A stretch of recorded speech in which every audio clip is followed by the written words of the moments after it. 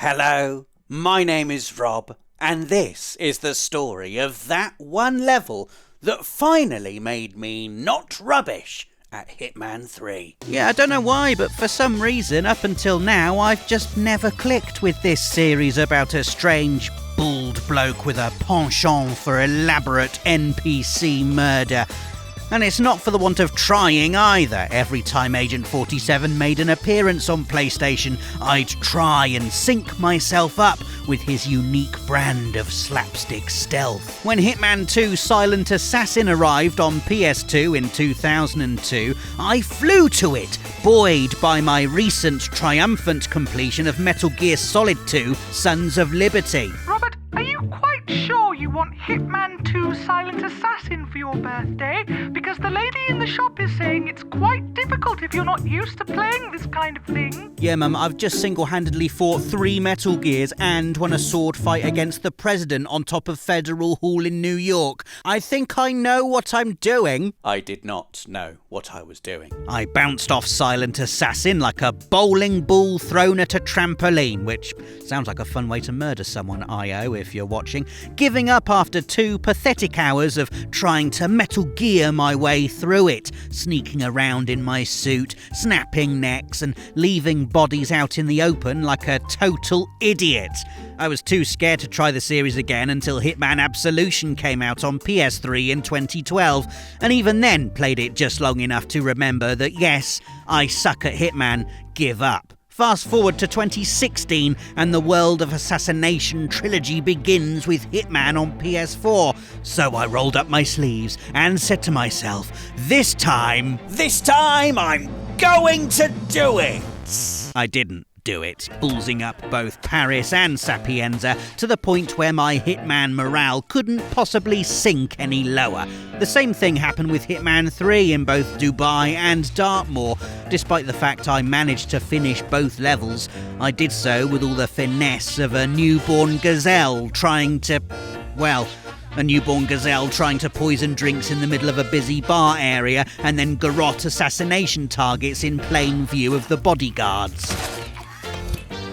He's just standing there! What am I supposed to do? What I'd advise, dramatic recreation past me, is that you keep playing until you get to Berlin, my favourite level. That one level that finally made me see the truth.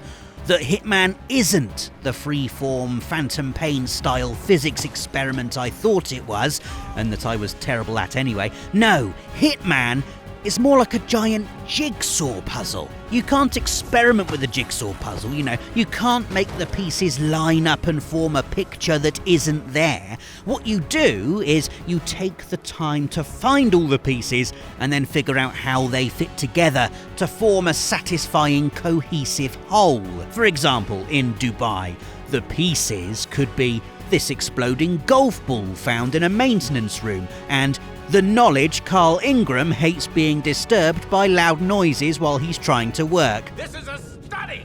It demands peace and quiet, you idiots! And the satisfying, cohesive whole is Ingram blowing himself up while letting off steam after you've deliberately wound him up and placed the exploding golf ball right where he'll find it. Carl Ingram finally gets what he deserves. The satisfying, cohesive whole in one, you could say. Hire me to write trophy names, seriously. The brilliance of Hitman is that it's structured in such a way that when you do complete one of these puzzles, you feel like you have ingeniously stumbled upon something, like the whole thing was your idea. I've heard stories of game developers saying things like, we made this open-ended world full of freedom of choice and saw players doing things within it that we hadn't even thought of. Which is amazing, don't get me wrong, but this doesn't happen in Hitman, even if it feels like it does. Every clever thing you do, every plan you successfully execute, every target you mercilessly drown in their own vomit after poisoning their food, everything you think has been thought of first by some clever designer at I.O. And then they've woven it into this 10,000-piece jigsaw that you never have to fully finish, by the way, waiting for you to prod it and poke it until you have that light bulb eureka moment you're made to feel is all your own. So, back to Berlin. The first time I really kind of got what Hitman 3 wanted me to do was when I was trying to work out the best way to kill Agent Thames. That's this poor chap right here. Now, Agent Thames is quite a vulnerable target. He walks out in the open, in the dark, away from the crowds, next to some bushes. It doesn't take a master assassin to isolate and take him out, and you can do that in various ways. You can snipe him, shoot him, poison him, choke him, drown him, knife him, blow him up, smack him in the head with a wrench, a brick, a crowbar, a hammer, a coconut, a lead pipe, a block of solidified cocaine. But hang about. What's that up there? A crane. And what are these two guys talking about? I mean, if the power was on out here, you could probably get all this crap to work. Should we find a fuse? Get that huge crane up and running? No way. Oh, you're probably right. Bad idea. And Rob would kill us! I mean, this is not subtle right here. This is Hitman 3 talking to you in much the same way I talk to my daughter when I want to encourage good behaviour. Oh, what a mess. I think if someone came and tidied this up, they'd probably get a gold star. So, you've got Agent Thames walking about under a big crane. These two guys talking about how much fun it would be to operate the crane if only we had a fuse. I mean, it looks intact. Well, lucky for us, there's no power. And this strange bloke hanging about in the background, definitely not listening in, definitely not up to no good, and definitely not now scrambling over shipping crates come trendy bar decor trying to find said fuse. Hitman 3 is full of these bits of dialogue, NPCs dotted around the place, not really there to be obstacles or enemies, but as mini tutorials, you know, mission intel, but with flesh and personality, and that you can hit in the head with a hammer if you like. I do like. But anyway, back to this Berlin level and how it's finally teaching me not to be utter garbage at Hitman. I now know who I want to kill, Agent Thames, and how I want to kill him with the crane, and what I need to make that happen, a fuse. Now it's just a matter of working out how those three puzzle pieces fit together. It was at this moment the fog of misunderstanding which had so hampered my previous attempts to play Hitman began to clear. As I drifted through this concrete labyrinth of noise and neon, hunting 10 assassins simultaneously hunting me, I realised this wasn't like Metal Gear. I didn't have to sneak and hide and pull the level apart to get what I wanted, because, and here's the real eureka moment, the level is on your side. Everything in it, every NPC, every item, every locker room, every fuse box you can tamper with, is there for you to use against your targets. You are the hunter. Even in Berlin, in this glorious narrative role reversal of a mission where your targets are trying to kill you as you're trying to kill them, you are still the spider. They are the flies, and everything around you is your web. All you need to do is observe, shift your perspective, and they will walk into traps that are ready-made. Go on, says Hitman 3. They're already tangled, they just don't know it.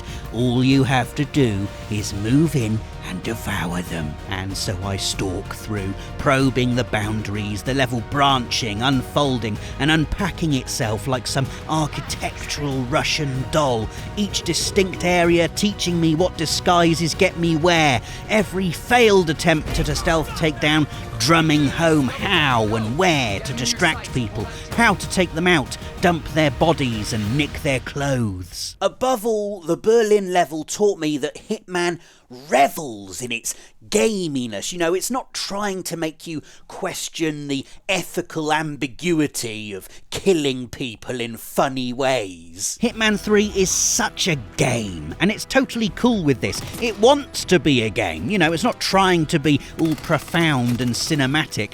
Moreover, it's a game with clearly defined rules. Rules that, once learned, allow you to bend and manipulate the events and characters of its clockwork kill box to your every whim.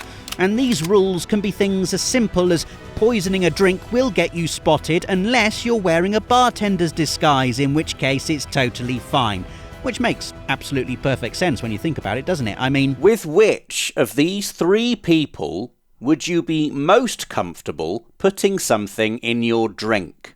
A strange, bald man with a death stare, an armed security guard, or a bartender?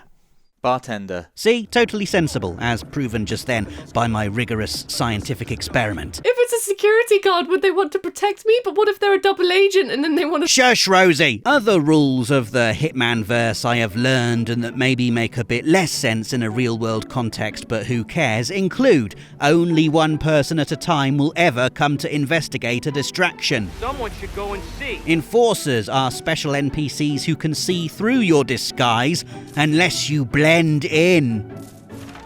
And no matter how hard you hit someone in the head with an iron, it will only ever knock them out. Agent 47, clearly a pupil of the Batman school of pacifist combat techniques. But it's all good. Learn the rules and Hitman 3 is one of the fairest games you'll ever play. If you muck up, you know it's your fault, not the game's. Anyway, I found the fuse cell, in case you were wondering, stuck it in the crane, and dropped a ton of concrete on Agent Tem's head.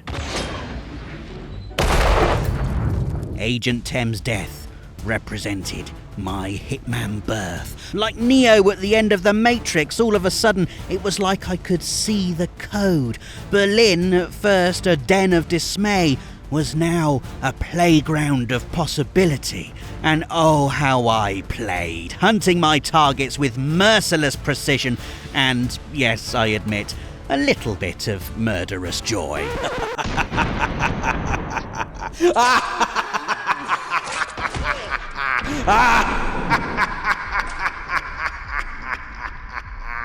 To play you out then, here's my favourite way to take out 5 targets and thus complete Hitman 3's Berlin level using all the rules I've learned and puzzle pieces I've found. We start at the Chill Out Bar, disguised as club crew, equipped with a lockpick and lethal poison, with extra non-lethal poison smuggled into the nearby staff room. The mission begins. We immediately duck into the staff room and disguise ourselves as a bartender. That there is a rule. Easy access disguises are often located in locker rooms or rest areas. We'll pick up the poison we had smuggled in as well. Now we're going to hop outside and put our lethal poison in this drink. No one will suspect us because we're a bartender, remember? Quickly we back off towards the bar so when Agent Davenport strolls in, he doesn't spot us. Technically, we don't need to be here for this bit, but I like to watch my targets die. There he goes. Poison in, life out. Next, we're going to hop over here, subdue the food delivery guy, hide him in a bin, grab his clothes and his key, and head to the biker garage where Agent Lowenthal is not happy about how long it's taking for his takeaway to arrive. You said he was just pulling up when I called 10 minutes ago. So which is it? But Agent Lowenthal, it's here. Come and get it. Now we're going to let this unknowing biker bring the poisoned food in, slip into the bathroom and grab an easy biker's disguise. Remember, rule, easy disguises are often lying around in rest areas, and wait for Lowenthal to eat his food because, another rule, after consuming emetic poison, people will stumble towards the nearest toilet and throw up, giving you the perfect opportunity to drown them in their own vomit. Another rule, people always go to the toilet on their own. Want to separate a target from a clingy bodyguard? Find a way to slip them some emetic poison. How was your food, Mr. Lowenthal? Anyway, back to it. We're now disguised as a biker, giving us the perfect opportunity to swipe this fuse cell, puzzle piece, in the garage workstation. There's an enforcer here, so remember the rule, blend in so he doesn't notice you. From there, it's out the garage, through the bushes, over to the crane control panel, insert fuse cell, climb ladder, kill Agent Thames.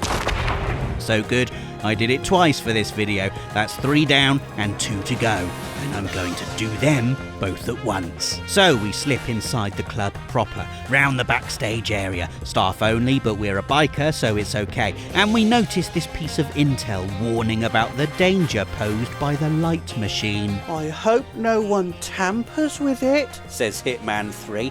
Otherwise, someone could have an accident. We have to get the technicians out the way first though, and look, here's a fuse we can fiddle with. Remember the rule, only one person investigates distractions at a time. So we'll do this guy first.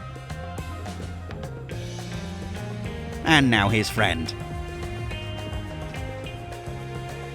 Now we're free to mess with this bit of equipment and head back downstairs to the DJ area. We need a new disguise here though, so distraction, pacify, bin, clothes. Now it's time to party.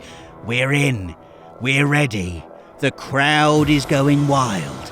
Agents Banner and Montgomery have stood in exactly the wrong spot. Or, depending on how you look at it, exactly the right spot. And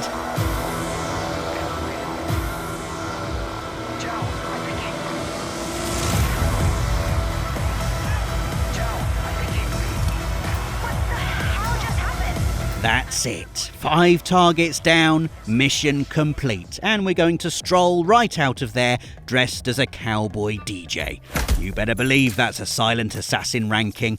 Oh, I love this game. I love this level. Berlin. That one level that finally taught me how to play Hitman properly. Give us a like if you'd send your friend to investigate a strange noise on their own. Let us know in the comments how you like to take your targets out in Hitman 3. And subscribe and click the bell if you want to see more videos like this one. Thanks for watching. We'll catch you again soon. PlayStation